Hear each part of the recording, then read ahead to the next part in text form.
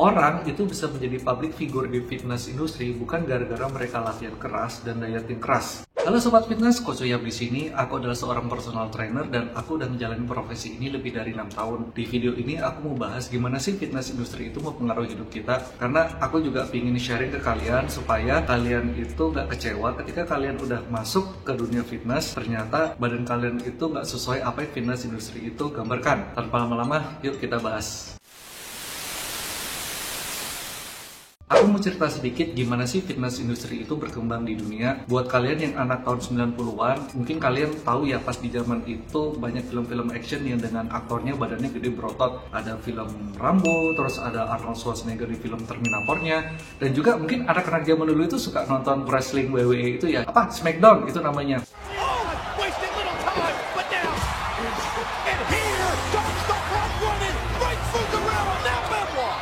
Ya, jadi memang benar ya zaman dulu itu kalau misalnya kita ngomongin fitness itu identik dengan orang-orang yang badannya gede dan berotot. Nah, bahkan kalau ketika kalian itu beli majalah di tahun 90-an, itu cover depannya itu penuh sama orang-orang yang badannya gede banget berotot dan mereka itu ya jual-jual suplemen sih. Ya kalau kita ngomongin fitness zaman dulu itu kita tahuin cuma itu doang. Bahkan nih kalau misalnya kalian main ke Miami di Amerika sana, itu kita bilang kiblatnya fitness di Amerika saat itu. Di sana tuh juga ada pantai-pantai dengan peralatan gym outdoor yang banyak orang itu boleh main pakai alat-alat di sana. Nah, lambat laun itu mulai bergeser nih, yang tadinya dunia fitness itu identik sama orang-orang yang badannya gede berotot, mulai nih muncul kok nggak ada perempuan yang berperan dalam sini. Jadi kalau misalnya kita ngomongin fitness zaman dulu tuh taunya ya udah cowok badan gede berotot, tapi kok nggak ada perempuan yang ikut berpartisipasi di sini ya. Nah, kemudian lambat laun itu muncul fitness influencer dari sisi perempuan, yang muncul nih perempuan yang sehat itu gimana. Tapi tetap aja kesannya kalau misalnya perempuan nge-gym itu badannya berotot juga. Padahal sebenarnya nantinya tuh nggak kayak gitu. Nah, lambat laun bergeser lagi nih ketika internet itu mulai muncul dan orang itu mulai aware. Orang itu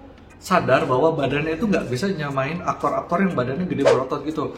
Mungkin kalau kalian sudah besar di tahun 2000-an, kalian mulai aware dan tahu ada pageant-pageant cowok yang badannya itu nggak harus gede berotot. Mulailah dengan sandal-sandal lean, mulai yang badannya itu ramping, yang seenggaknya itu body fatnya dia itu rendah. Ketika muncul itu generasi K-pop kayak sekarang, kalian pasti juga sadar dah kalau di K-pop itu orang yang badannya bagus itu nggak yang badannya gede berotot kayak aktor-aktor di film action zaman 90-an dulu.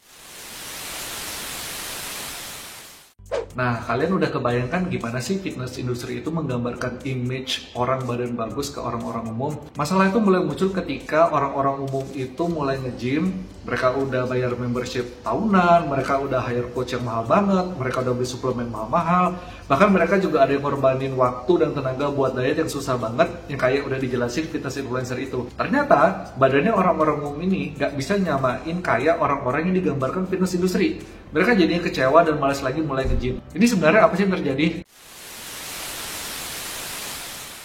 Aku mau bahas sebuah statement yang menarik di sini. Orang itu bisa menjadi public figure di fitness industri bukan gara-gara mereka latihan keras dan dieting keras, tapi gara-gara badan mereka bagus, makanya mereka bisa jadi public figure di fitness industri. Yang dijual di fitness industri itu bukan dietnya, bukan olahraganya, tapi end of product-nya. End of product-nya apa? Badan yang bagus. Nah, di sini nih yang jadi miss-nya antara orang umum terhadap gimana sih pandangan industri itu memberikan kesan terhadap kita. Kalau misalnya kita pernah dengar fitness influencer itu mencapai goals-nya atau udah mencapai titik badan bagus itu, mereka pasti ngejelasin kayak gini. Oh, aku ini pagi-pagi baru bangun tidur, jogging dulu 15 menit. Oh, aku dietnya ini pakai dada ayam yang dikukus. Tapi kan kita nggak pernah tahu ya, gimana kalau ternyata dia itu olahraganya dan dietnya lebih keras daripada yang kita kira. Karena kalau misalnya kita cuma tahu apa yang dijelaskan fitness industri ke orang-orang umum, itu kan cuma sebagian kecil dari langkah-langkah kecil yang dijelasin sama fitness influencer-nya. Kita mana tahu kalau ternyata dia pernah deadlift sampai 100 kilo. Nah, di akhir video ini aku mau ngasih insight ke kalian bahwa kalian itu nggak perlu kecewa kok kalau kalian ternyata udah lama nge-gym tapi kok badannya gini-gini aja. Kan kalau misalnya kalian itu nge-gym di public gym, kalian pasti aware sendiri dah. Di public gym itu kan